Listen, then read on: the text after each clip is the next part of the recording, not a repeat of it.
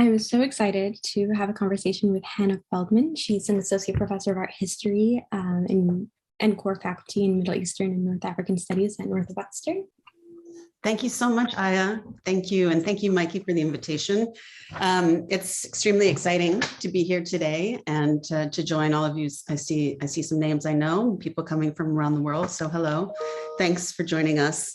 A little apology before we get started. I've already let Aya and Mikey know, but I'm feeling slightly under the weather. So if I seem to ramble or, please give me the benefit of that doubt, that kindness above all. Awesome.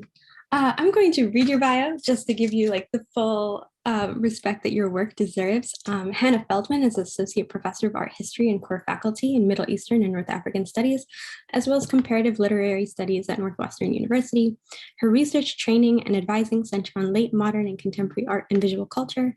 Her first book, From a Nation Torn, Decolonizing Art and Representation in France, revises accounts of mid-century French aesthetics to argue for the centrality of decolonization to the contemporaneous theorization of urban space, photography, the public, spectacle, and the very project of writing history. She's presently working on 3 related projects, all of which issue from a 2-year advanced study in the anthropology of space and governmentality at the University of Chicago under the aegis of the Andrew Mellon New Directions Fellowship. The 3 projects are Art and Public Space in Lebanon during the 1990s, Love, Temporality, and Scale in Contemporary Art, and Artists Imagined and Developed Arts Institutions in the MENAT region between 2001 and 2011. We're going to kick it off with a conversation about a little bit of your history before we get into the book. What drove you to art history as a mode of cultural analysis? How do you get into the discipline? How do you think about your work kind of from a meta historical, meta level with regards to your practice? Thanks for the question, Aya. This is a hard one and probably a long one. I will confess that I'm one of those people who came to art history extremely late in my academic career.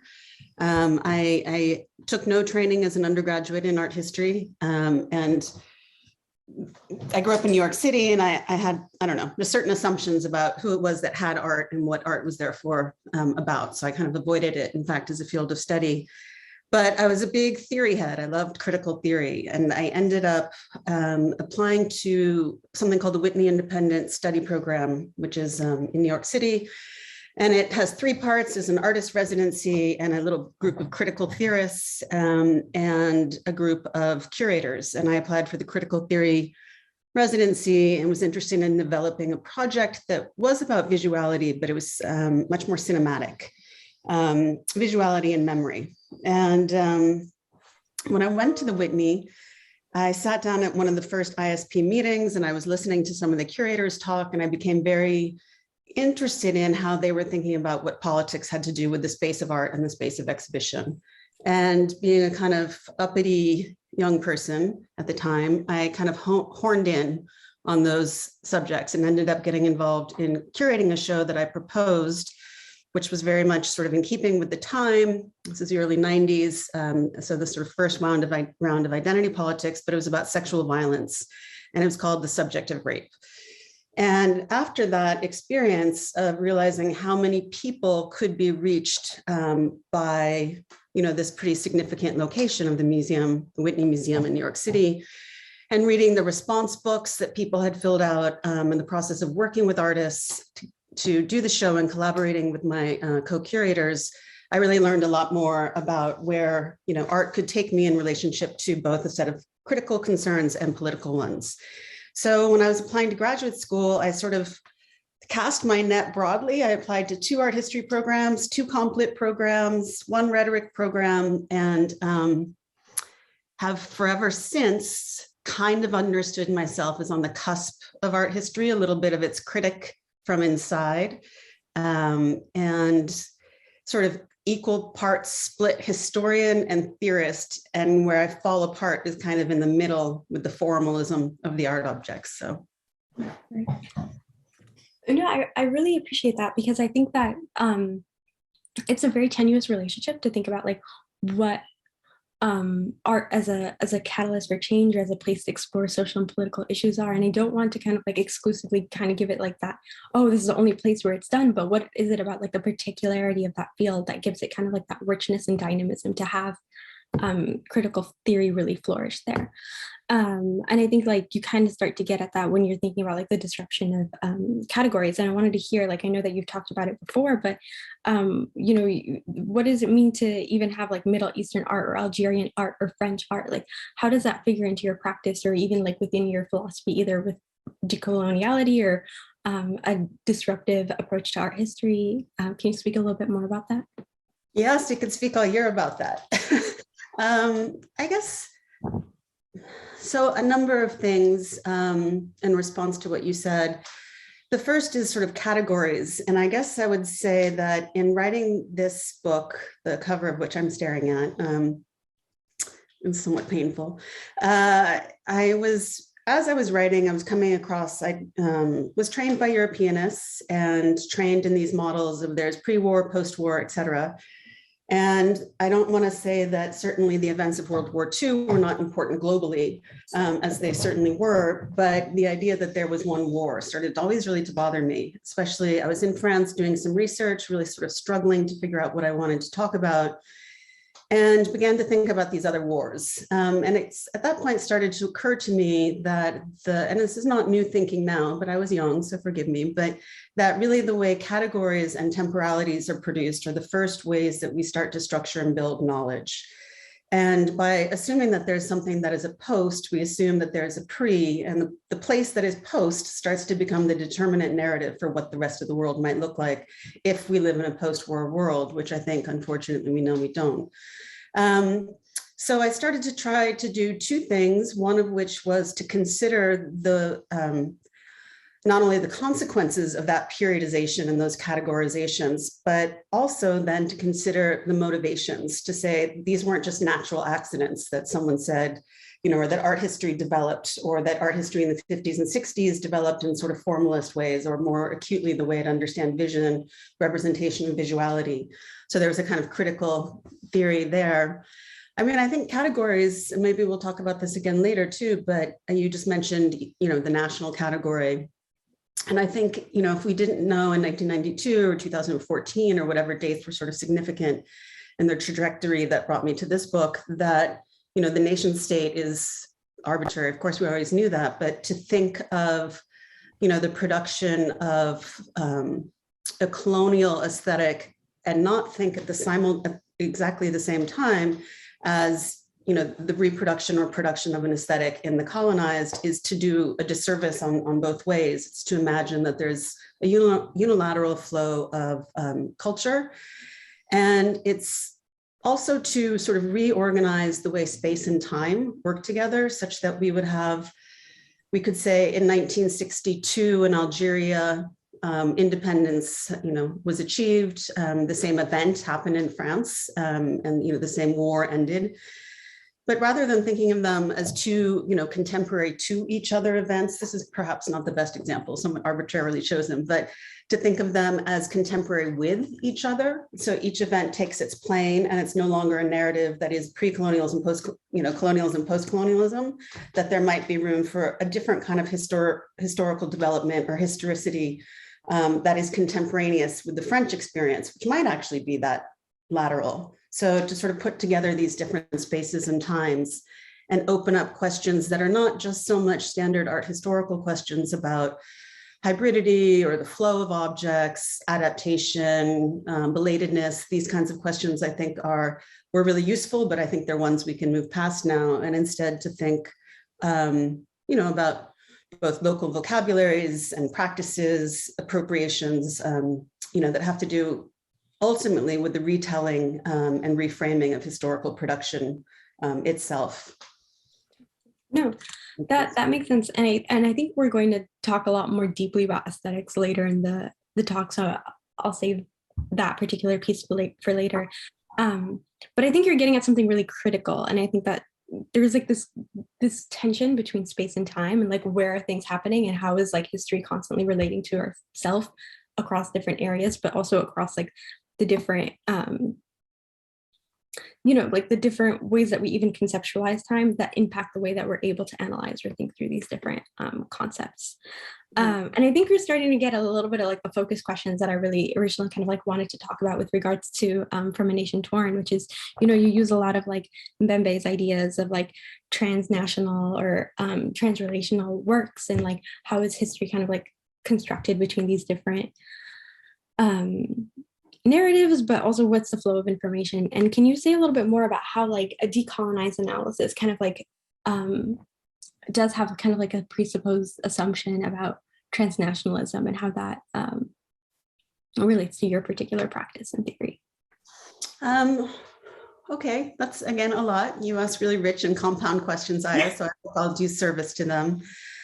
The first part, I think, is something that I would say is that I wanted to be careful to differentiate this book, which was written really in 2011, 2012, let's just say, and the way it takes up both decolonizing and decoloniality.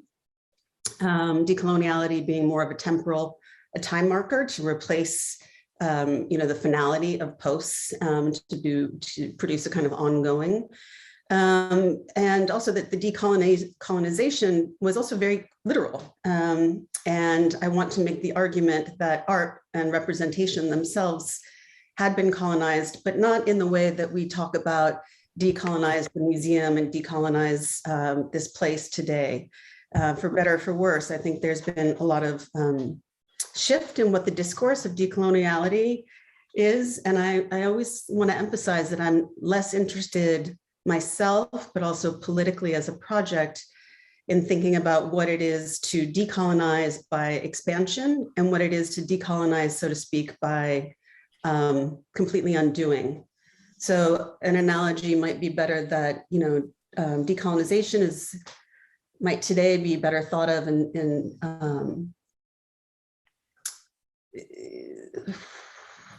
like the politics of complete refusal, and as opposed to let's like abolition, instead of let's find spots in the narrative, let's fill in holes, let's really question the narrative, because the whole narrative is based on suppositions that issue from patterns of thought that supported Enlightenment and then subsequent colonization.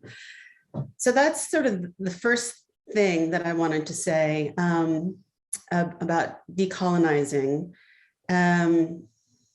And does decolonizing have an inherent relationship to transnationalism? I mean, I think, as I suggested before, I think it has to, because, if we think of the art historical, and I just mean to say, the standard canon of modern Western art, which is not only European focused in its objects, but European focused in its methods, and in its idea of what history is, what temporality is. Temporality, we know, of course, is, time was organized in the West according to certain models of labor that then became part, again, of this, the tool of colonialism. But so to think about disrupting that, you certainly have to have space to enter not only different ways of conceptualizing the world, time, image. Image is not even a standard category. Abstraction is not a standard category. And to have a sense where, instead of, a colony that always tells the history from the point of view of the colony, or even when we talk about post-coloniality, it's still coloniality determined the history, to think more of, the imbricated contingent stories of enmeshed territories. And we've gone through a number of ways since writing this book to think through that. We've had moments of kind of, network theory, and we've also gone through some affective kinds of readings. And ultimately, I mean, I think the field, as it globalizes, is still struggling to figure out how you deal with a local and global history, which is to say, this late half of the 20th century and probably earlier throughout time. I just don't know those periods as well, but that all of it is always an international history, a transnational history, that there could be no France had there been no Algeria, for example, and hence no French art and no French aesthetics. Without French art and French history, there could have been no art history as it's taught, certainly in the States, but UK, Europe, et cetera. Definitely. And then I want to touch on this lightly before we move on to the next slide. But can you talk a little bit about like what's the shift in decoloniality that you've noticed over time, especially since writing this book? I know you talked about, you know, network theory and affect, but maybe more broadly, even with regards to like how it's discussed in museum and gallery spaces. Let's see. So I've written on this a few times in a kind of diatribe way. So I'll try not to be, I'll respect your kindness model here. And I think there's incredibly important and really, really, really, really, really good work that's happened, for example, Decolonize This Place and in operations that want to think not only sort of metaphorically and symbolically, but very concretely about real space and the politics of occupation and settlement. I also think that there has been, especially in the last few years, and as always happens, it's not a surprise. I don't think I'm going to say anything super revelatory, but that, you know, decolonizing has become itself a sort of branding and catchphrase such that it is, in effect, functions like a neoliberal recolonization, or I should say neocolonization of those same structures. So when we see every museum in North America, and it's, you know, on the one hand, awesome, super good, let's show a more diverse body of works, but without questioning how it is that works, you know, the structures by which works entered into the museum, but the structures by which the history of the museum, the structures by which the museum takes its space on land, et cetera. We're in fact just reinscribing those differentials while articulating ourselves as still the people who get to make those decisions. And, you know, I see it a lot. It's the decolonize, you know, this campus, decolonize this syllabus. And I don't see with it as much radical alternative as one would hope, and just sort of a recodification of the same. And that might be cynical. And again, I'm not dismissive. There's a huge amount of really productive work done. And I don't want to dismiss that. I just think, unfortunately, it is a thing that can become trivial. And at the same time, has started to really separate from what were the decolonizing movements. I mean, literal anti-colonial to decolonizing movements across most of the world, but certainly North Africa, for the period we're talking about. So it's a term that I'm hesitant to use in the same way that I felt more comfortable. If I were to re-release this book now, I would think about the title. Yeah. Yeah. No, that definitely makes sense, because that's some tension that I've noticed a lot come up in a lot of academic, a lot of artistic spaces, and I wanted to hear your thoughts on it. Maybe we can touch back into it a little bit later. I want to talk about this exhibit that I don't think I had written the year, but Taking Shape Abstraction from the Arab World in the 1950s and 1980s. It's a very collaborative exhibit. I know they brought in a lot of scholars, and so I wanted to ask, how did you first get involved with this project?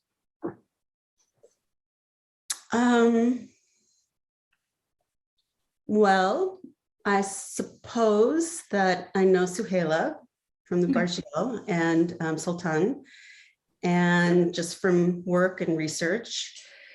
So I suspect that's how it came to happen. And then I was invited by the Gray Gallery to contribute to the essay.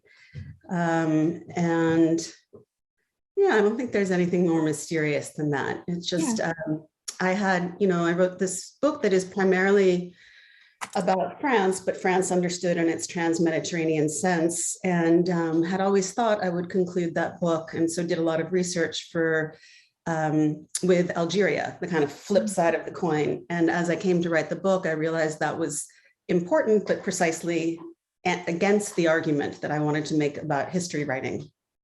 So I decided to save that project, and it's been kind of simmering and percolating. And I've presented a few times some of that work. So I suppose that was how I came to be asked to write about Algeria in the context of this exhibition about abstraction. Got it. Okay, that makes sense.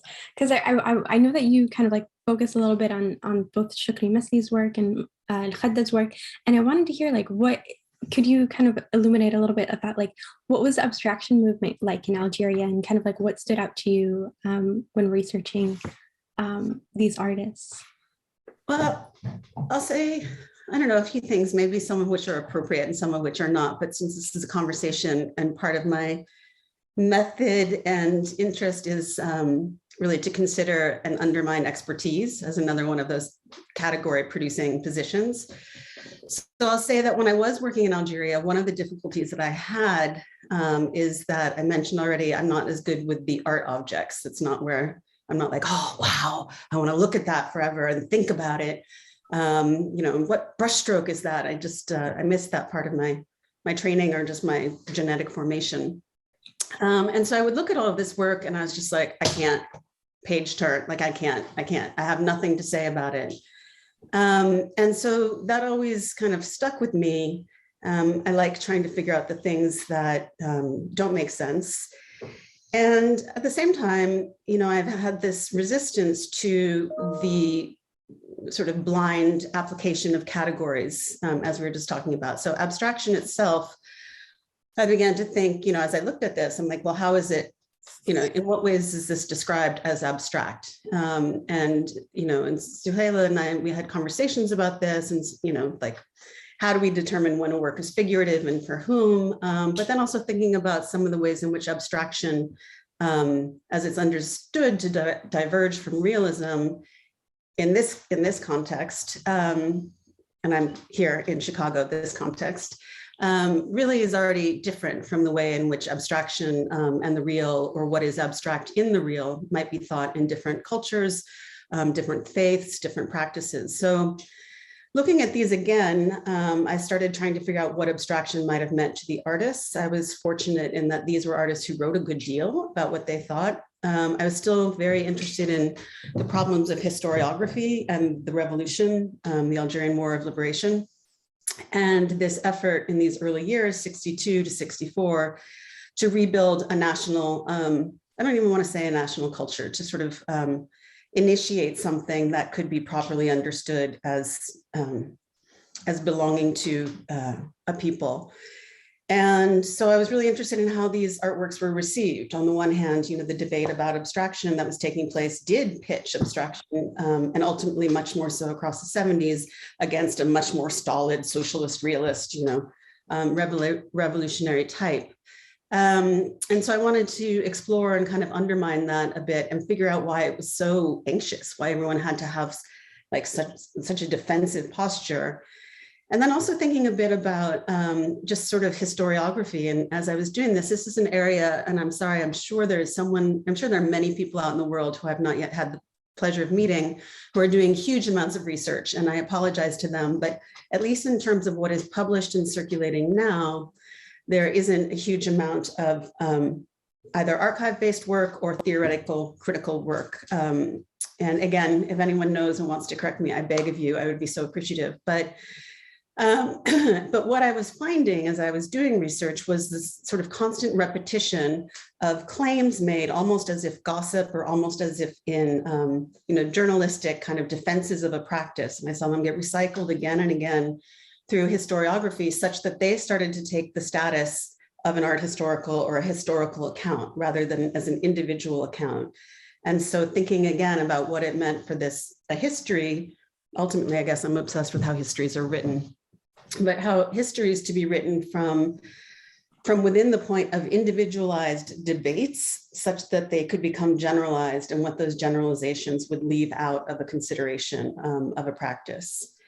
And these 2 years in particular, 62 to 64, which are sort of the subject of a next project that I'm working on, are really how people, state, and an international context try to grapple with what all of those things might mean. No, that I totally get it. I mean, I'm so interested in how these histories, especially because it's such an interesting moment in like these now we're in this weird space of like decolonial, post-colonial countries, cities. How were they redefining themselves after being under colonialism for so long? And I think like I'm so interested in how these artists begin to articulate both their personal or like what they begin to believe is like a national vision. Oh, go ahead. Because, it's even as we're talking, we're sort of doing that thing that I don't want to do, which is to say that colonization was the thing that certainly I would never say it wasn't wildly important. But at the same time, if we assume like the struggle was post-colonial or after colonization, then there was the struggle, then it's saying there hadn't been another struggle before. And that struggle was also about articulating an aesthetic. Artists were always making work, and, you know, and then even after, let's just say with Algeria, still 62, you know, then it becomes not just anti-colonial or post-colonial, but it gets caught up in a whole different strategic diplomatic world, Cold War politics, et cetera, et cetera, et cetera. So to try to keep all of that like kind of floating in tension and hiatus. Sorry to interrupt you. No, I mean, I totally agree, because I think like that is kind of like the problem with a lot of like the post-colonial, decolonial narrative. It's just like it's as if there wasn't a history before that, and there wasn't a norm before that, and there wasn't an aesthetic before that, which I think maybe Khadda is like the perfect person to maybe talk through this with, because I know he really drew a lot of inspiration from hieroglyphs and, you know, like a lot of those really traditional Algerian art forms. And it, you know, and then let's not even use the word traditional, but like more historical Algerian art forms. What kind of like, and I know he has like a philosophy around Washam and like his own art movement. What can you say about him that, you know, you really either changed the way you thought about things, or it was kind of like in line with what we were thinking about, or how maybe, and maybe this is like maybe not the right question, but how would you historicize Khadda with like all that we've been talking about and with all the influences that we kind of at this point know about him? I mean, I guess I would say that I'm not sure that I'm yet comfortable. As I'm not entirely sure, I would say, you know, he's an artist that we do know a lot more about, and he's more broadly collected, and he was, of course, a prolific writer. So we have his theory of what a new art should look like. And I, you know, without making myself feel too much like adult, but I do like to indicate that all of this is a process of learning, and I've been, you know, migrating my field, and so I'm very much a student of this material, and try to take advantage of that to think with it in different ways. I think when I first encountered him, and I will say this is one of my favorite paintings from the exhibition, and it's also one of few that I like really, really, really like. So, and that's just purely aesthetic, but it also speaks to forms and problems of sort of urban representation, or architectural representation that I enjoy. And is legible in ways that, you know, sort of signify to someone trained in a kind of American social art history context where many things are going to be about flatness. Well, I should say sort of hybrid between formalism and social art history, where the flatness of the picture plane, et cetera, et cetera. So it was a little bit easier to immediately latch on. And when I first read him,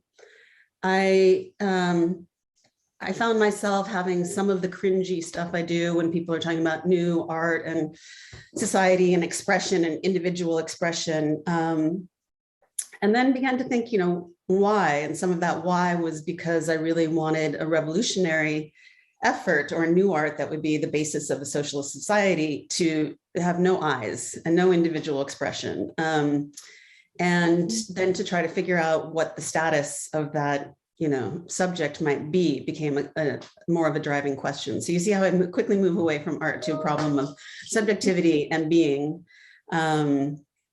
Yeah. No, I get that, because, you know, I would say like reading some of his stuff, it's very much like we need to express ourselves, and there's all this social conditioning, and, you know, he was really into that, like, how do we free ourselves? And it's like really interesting because he, you know, derives a little bit from that surrealist school and that like new kind of that like Freudian free think philosophy. I included this slide because I think it's really cool that in March 14, 2020, which is ironically right before the pandemic, Google did a little work for him. And then those are like the previous ones, which I think is like interesting because it kind of does point out to like, is he canonical? How do we think about him in terms of history? Does he signify like this kind of like nexus point between like the French and the Algerian thought process? And so I thought that he was a really good place to kind of ground the conversation with and maybe highlight some of his work. I mean, I would say just as a comment about this, and I'd never seen this before, so it's pretty great. But, you know, that nexus between France and Algeria and France and Morocco, and to some degree Tunisia, is already one of the skewed ways in which the canonization of work from the region is also taking place. And I include myself in that, and not to say it's all bad, but it does become, a sort of subsidiary narrative of how important the French narrative is. And so which figures migrate into, popular view, et cetera. And obviously that's an obvious point, but I just like to think about it because it is one of those reminders of like what's available becomes what's history. And then when we have the corresponding presumption that what history is history as it was, as opposed to history as it is constantly being written, that's when we start to enter into our danger zones. And maybe that's a little bit about the way a lot of the decolonial movement, as it's been appropriated in late 2020s, and now are we the 2021s? I don't know, but now worries me. It's like a corrective according to presentism. So. Right. No, and I think that's actually a really good point as well, because like there's so much that's also intentionally erased. So then how are we going to start thinking about, again, historicizing things when erasure is like definitely used as a power structure? Moving into like your new work, I would love, I know we briefly touched on it, but could you say a little bit more about like what's the work that you're doing around love, temporality, scale? Like how is that kind of figuring into your new thought processes? I don't know. I would say, I think love drew me in because I'm like, how are you thinking about love, like in a historical concept or maybe through an art historical lens? Or is that still like super fresh? It's funny, it's both fresh and old. It was really important to me. I guess I'll say it's a long narrative, but part of the problem is, or the story began with, after I wrote that book that we were just talking about, I felt like I'd really almost exhausted the possibility of ever writing again because of how challenging it was to write a book about the violences of history writing and be like an obsessive fact controlling historian. And so I began, and also that it was partly because of the nature of what academic thought is, what it expects us to produce, which is argument more so than, well, we're meant to argue and we're meant to be expert. Yeah. That I felt like it's polemics. yeah. I began to feel like it was ungenerous. And so I started thinking a lot about what a book would be that is generous to a reader, and what it would mean. I wrote about a lot of art. Well, I wrote about a place. I feel no affection for France, and I wrote about a lot of art that I don't also like personally love, and some figures that I don't love. And I there's this thing in Kurt Vonnegut's The Crying of Lot 49, where at the end, it's like, I've written my war book, my next book is going to be my happy book. So I was really wanting to write a happy book. But it turns out that love is not a happy thing. And love became, for me, sort of in advance of and then post our turn to affect theory, which was I never wanted love and affect to be connected. I was in love as a different structure of knowledge.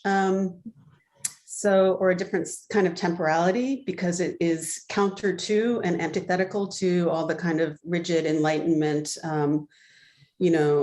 fact-based, scientific-based things. It's something that is completely unidentifiable. It has no origin and no real source. There's never an original and there's never a copy. It's cyclical, it's repetitive, it's recursive. So I began to just imagine what that would be like as a category of analysis or thought.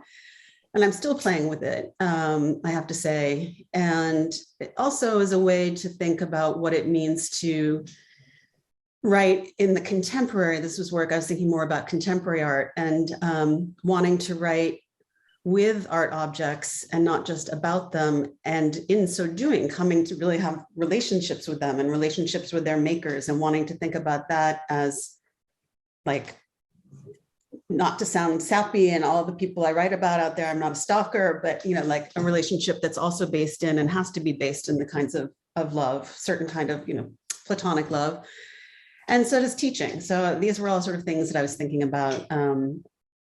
On parallel, the new directions took me to think a lot more about governmentality and secularism and Middle East and North African studies and urbanism. So these were kind of my corollaries. That's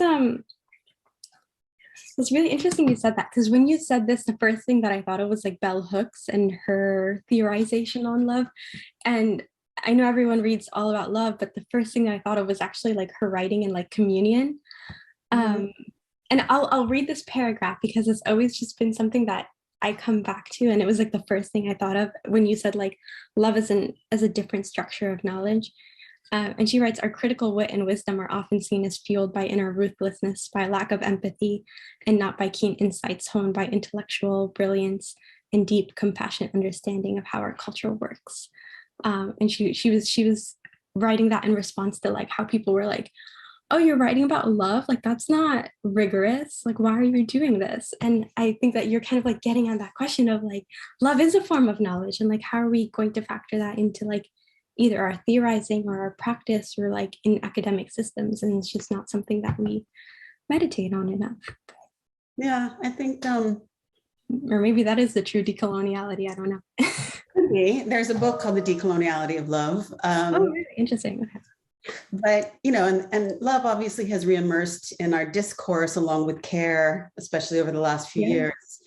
And it seems to me still somehow, and it would be on me to really prove or disarticulate, but different from the way in which I wanted to approach love. And part of that was because I really didn't want love to be rooted in this individual I love you, I love myself, I care for myself, we care for each other, as much as I don't know, an ideology. No, that's not like, either. But is it kind of like what you were talking about with Khadda, kind of wanting it to be like a socialism or something like really driven by the communal, but then it often just like gets reabsorbed back into like that expressionism and that like individualist kind of stuff. Okay. Sure, that could be. That's interesting. I'll have to think about that. Yeah, that was at least the first thing I thought of. I'm like, oh, so there is like this kind of like communalism that you kind of wish to see more of, like driving either philosophy or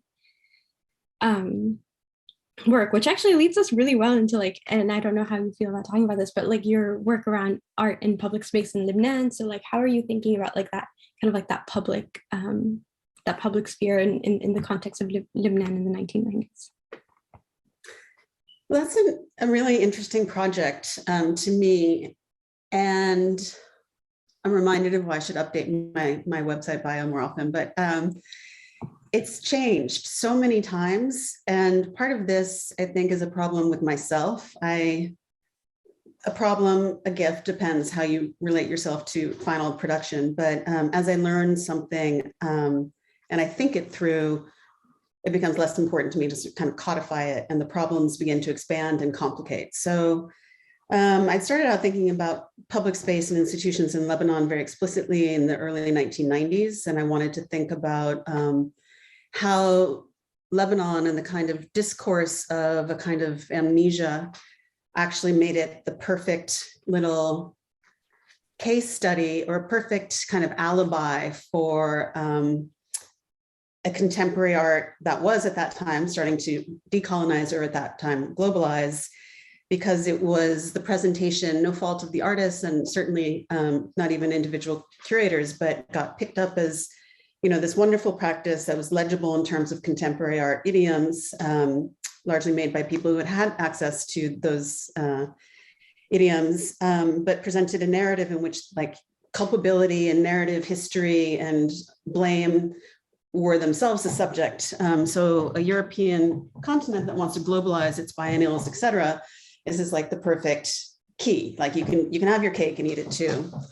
And I still sort of grappled with wanting to tell a different story about different institutions that weren't the same ones that we end up knowing and the same artists. So like, you know, there was a theatrical production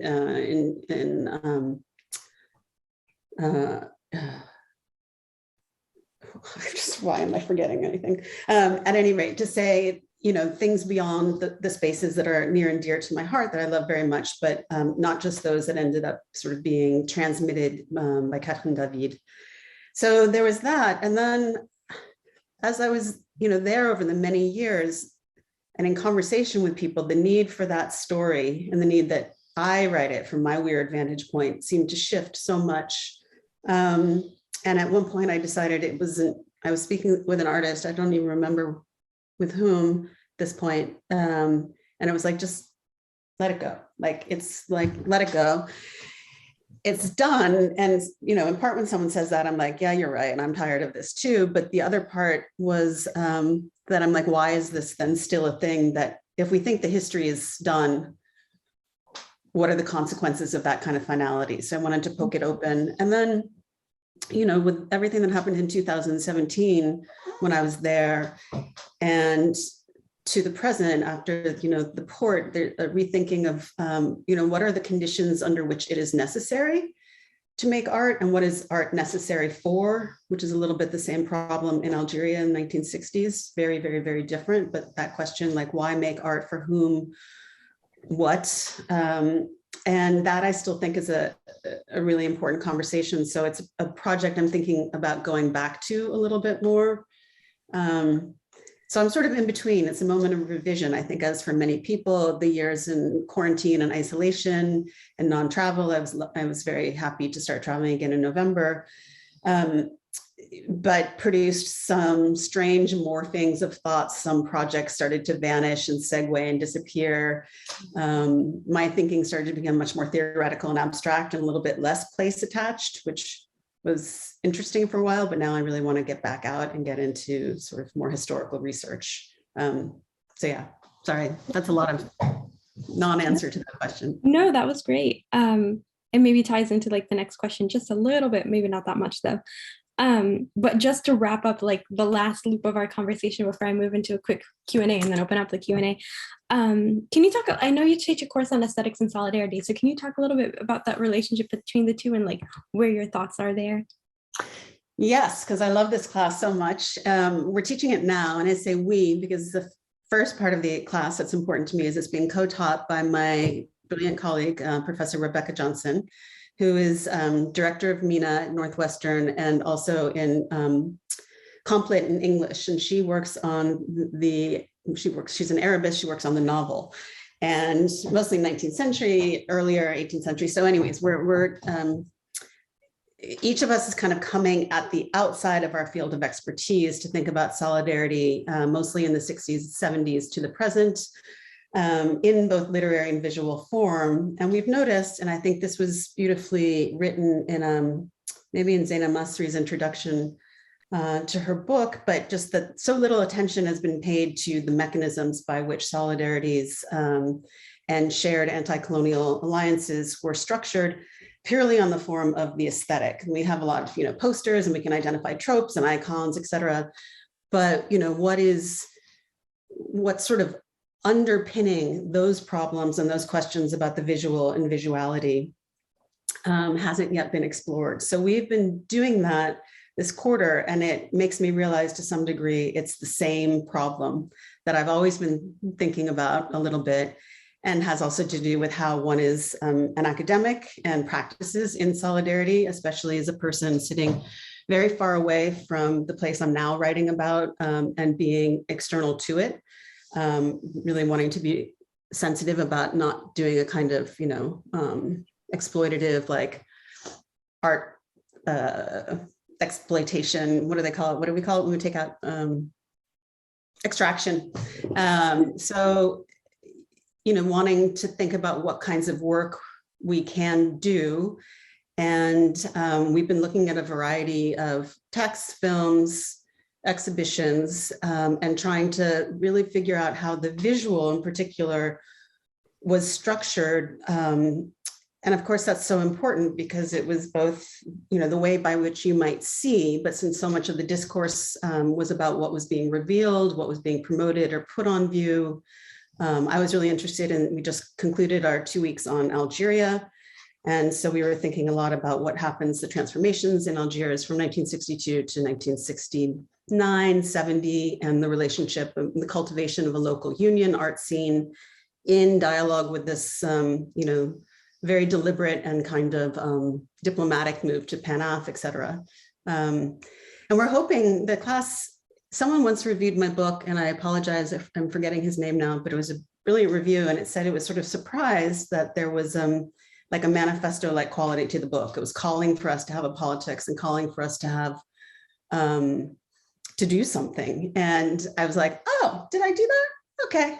And then I was like, I didn't know I did that. That's kind of cool. And then I thought, wait, why is that a surprise? Shouldn't all scholarship have something of those stakes? So our class will end up a little bit with the questions of what does solidarity look like today, in 2022, when we have a kind of hyper-visibility world, but we also have, important solidarity campaigns are waged by withdrawal and the strike and the boycott. So what remains, what are the stakes of visuality? I guess that's always kind of been the question. Great. Okay, we're running tight on time, so I'll move us to Q&A. No, you're perfect. What are you reading or watching right now? Me? Yeah. Oh, okay. Let's see. I am actually reading quite literally today, Revolution and Disenchantment by Fadi Bardawil, and I highly recommend it. And I also just ordered, but haven't started reading, a book called Decolonizing Memory, Algeria and the Politics of Testimony by Jill Jarvis, who I had the great fortune to meet when she was a graduate student. So if this ever travels back to her, I'm super proud and excited to read the book. What I'm watching, well, this week I was watching some Jabbar for a class. Beyond that, I have to confess, I was watching a little Euphoria and, other things to keep the ends of the days. I won't say that's light, but, okay. Anyways. It is automatically populated. Okay. Who would you love to shadow for a day?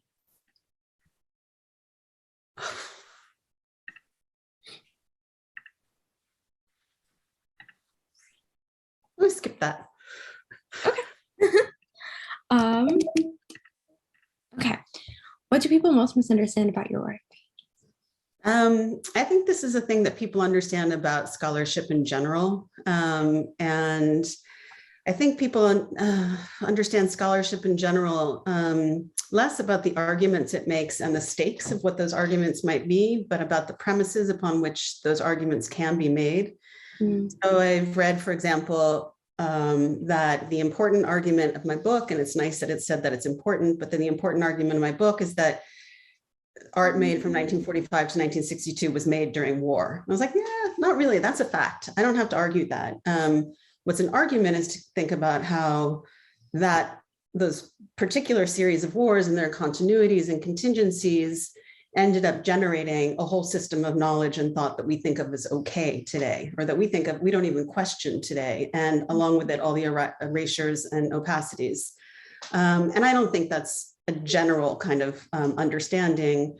But also I think that, and I did receive, especially in France, a lot of criticism of, this is just about France. And and that would upset me in that I would try to, as we were speaking of earlier, that there's no other real way to talk about France and to have this be a book that's populated by really only like 3 artists in the classical sense who are European, and then flip and have a second half of the book that had 3 Algerian artists, or like, how did the war impact art making on both sides, was exactly the opposite of that kind of,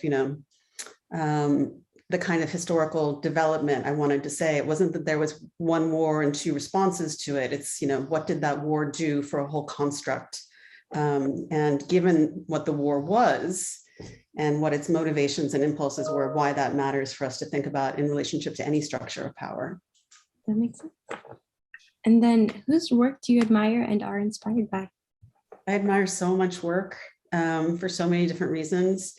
The 2 scholars I just mentioned, the 3, including Rebecca Johnson, some of my friends and colleagues in the field, Annika Lenson, Kirsten Scheid, admire all of their work and their determination.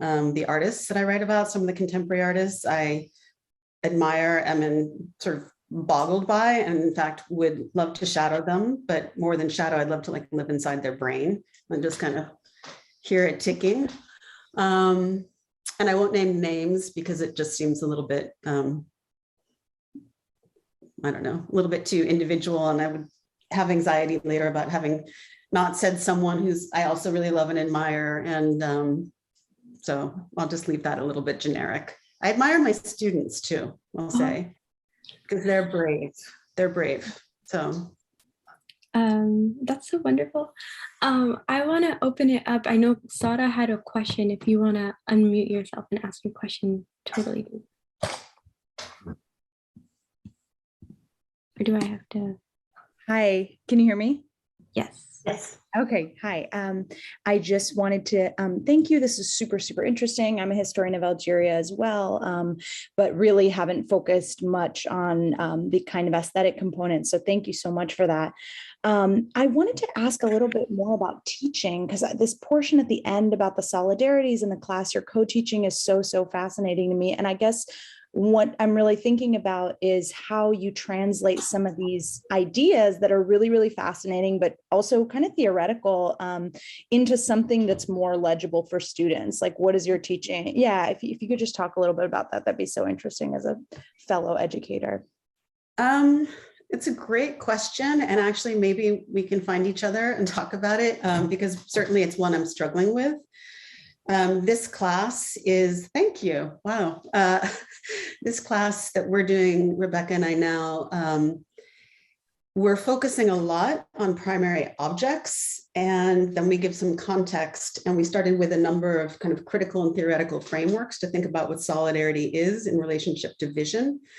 And so I hope, and the students could speak otherwise, but that's been really helpful in giving us tools to approach our primary objects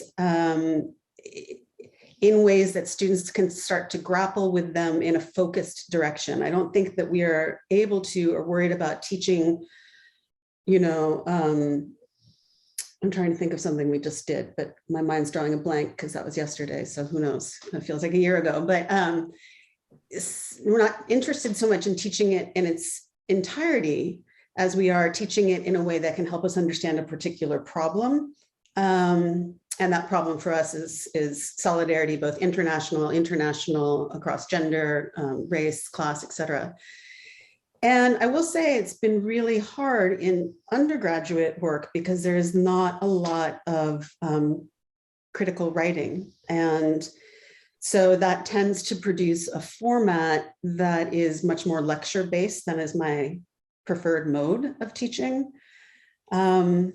So I'm still struggling also as well because it's new material, for me.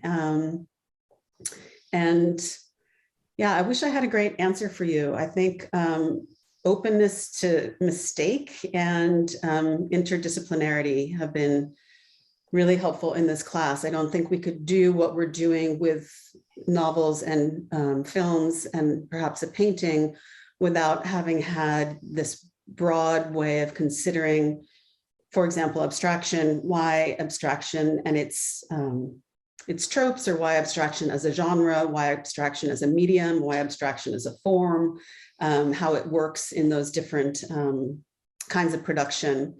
We wouldn't really have a way to understand it in a localized, purpose, like productive way that had something to do with these, let's just say, political questions we're asking. Is that at all helpful? In the chat, she said it was, but I don't want to speak over her. Oh, I don't know if I can see the chat. I'm just going to give like a few seconds in case anybody else has any questions. Type them in the chat. As Mike is saying, if you enjoyed this, please fill out the survey at afikra.com. Was this good? And if we don't have any questions, a scary, like if you care to evaluate this call, please press 1 to stay on the line for, yeah, it was good, but line for representative. Exactly. So I hope it was at least entertaining for a little bit. Wonderful. I think, is there a question? No, okay. This was lovely. Okay. Well, thank you all. Yes, thank you everyone for coming. It was wonderful being in space with you. I'm glad you enjoyed it. Thanks for having me. And thanks for your great questions, Aya, and all your work. I really appreciate it. Oh yeah, of course, my pleasure. I'm glad you asked the question.